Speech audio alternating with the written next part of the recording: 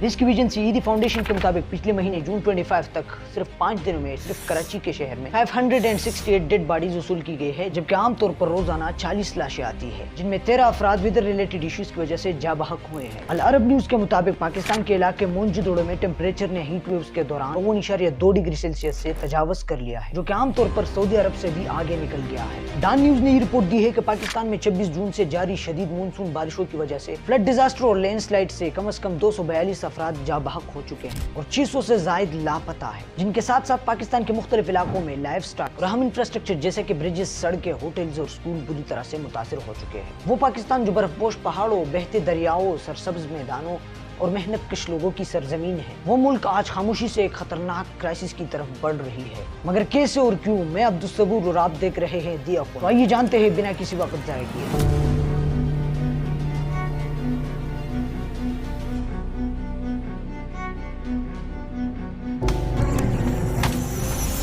दोस्तों, क्या आप जानते हैं कि इंसानी तरक्की की दौड़ ने नेचर के साथ एक गैर एलानिया जंग छेड़ दी है। फैक्ट्रीज, गाड़ियां, इंजन्स, बिजली और इंडस्ट्रियल रेवोल्यूशन अनवांटेड गैसेस को हमारी एटमॉस्फेयर में खारिज कर रही है, जो सूरज की हीट को अर्थ के एटमॉस्फेयर में कैद कर लेती है। इन गैसेस को ग्रीन हाउस गैसेस कहते हैं, जिनमें सबसे खतरनाक कार्बन डाइऑक्साइड होता है, और जब इसकी वजह से अर्थ की टेम्परेचर एवरेज से बढ़ जाए तो उसे ग्लोबल वार्मिंग कहते हैं।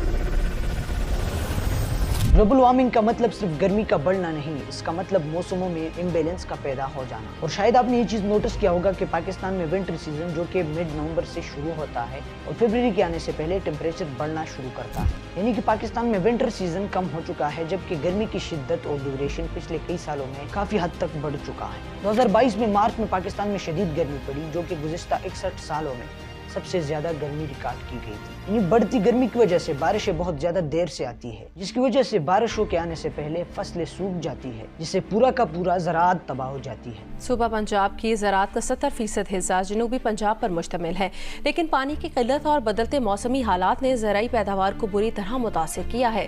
महकमे मौसमियात के मुताबिक खित्ते के 11 अजला में सितंबर से फरवरी तक बारिश नहीं हुई, जिसकी वजह से कहत के खतरात बढ़ते जा रहे हैं। इस ग्लोबल वार्मिंग की वजह से पाकिस्तान में बड़े बड़े ग्लेशियर्स तेजी से पिघल रही है। करीबन 7000 से ज्यादा ग्लेशियर पाकिस्तान में मौजूद है, जिनका 1/3 का हिस्सा तकरीबन पिघल चुका है। यूनाइटेड नेशन के मुताबिक पाकिस्तान में 3000 से ज्यादा ग्लेशियर लेक बन चुकी है, जो खतरनाक हद तक फटने के करीब है। ग्लेशियर लेक से जब पानी ज्यादा मकदार में अचानक ज्यादा हो जाता है तो हमें पाकिस्तान के मुख्तलिफ इलाकों में फ्लड डिजास्टर देखना है।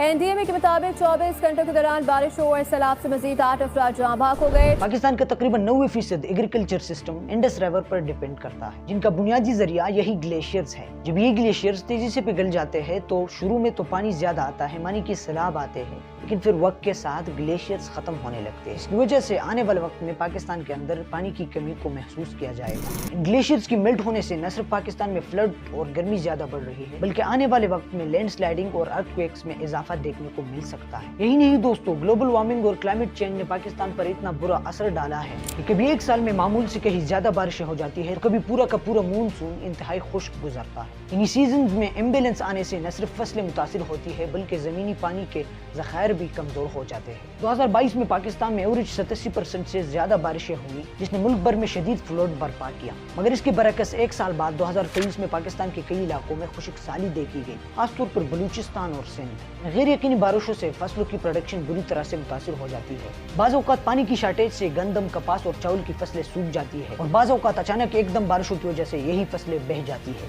खैरपुर में दरियाए सिंध की सतह बुलंद, कच्चे के इलाके ज़ेरे आब आ गए। सैलाबी सूरत हाल के बायस फसलें तबाह हो गईं, कई देहातों का ज़मीनी राब्ता मुनक़ता हो गया।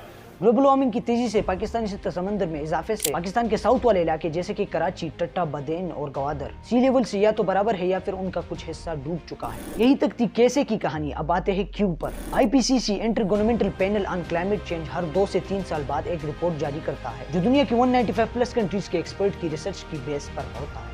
इन रिपोर्ट्स के मुताबिक अगर दुनिया ने फौरी तौर पर ग्रीन हाउस गैसेस के इमिशन में कमी न की तो सन 2050 तक ग्लोबल टेम्परेचर 2.5 डिग्री से लेकर 3 डिग्री सेंटीग्रेड तक बढ़ सकता है। और पाकिस्तान जैसे ममालिक के लिए इसका मतलब होगा पानी की किल्लत, ज़रूरी तबाही और इंसानी जिंदगी का नाकाबिल तलाफी नुकसान। इनका मानना है कि अगर इस तरह सिलसिला चलता रहा तो आने वाले वक्त में पाकिस्तान के कई इलाके नाकाबिल रिहाइश हो जाएंगे, क्योंकि पाकिस्तान के लाखों एकड़ जमीनें बंजर होकर रह जाएगी। और इसी वजह से पाकिस्तान के अंदर अप्रोक्सीमेटली 20 सालों में तकरीबन 4 करोड़ लोग क्लाइमेट रिफ्यूजी बन सकते हैं। पाकिस्तान में फॉरेस्ट की बेदरक कटाई एक क्रूशल एनवायरमेंटल मसला है, क्योंकि दरख्त हमारे एटमॉस्फेयर में CO2 को अपने लिए इस्तेमाल करता है, जिनसे अर्थ की टेम्परेचर में कमी होती है। इसलिए जंगलात के खात्मे से अर्थ की टेम्परेचर में इजाफा होता है और डिस्टॉर्टेड सीजन का जन्म होता है। खैबर पख्तूनख्वा, पंजाब और गिलगित बल्तिस्तान में पिछले 3 दिहाइयों में 75% जंगलात की कटाई की गई है, जिनमें लाखों परिंदों और जानवरों और पौधों के घरों को खत्म करा चुके हैं। और इनमें पाकिस्तान की हुकूमत भी शामिल थी, जो हर साल हजारों एकड़ पर पहले दरख्तों को काटने में लगे हुए। यही फॉरेस्ट की न होने से वहाँ के इलाके में CO2 के एब्जॉर्प्शन के लिए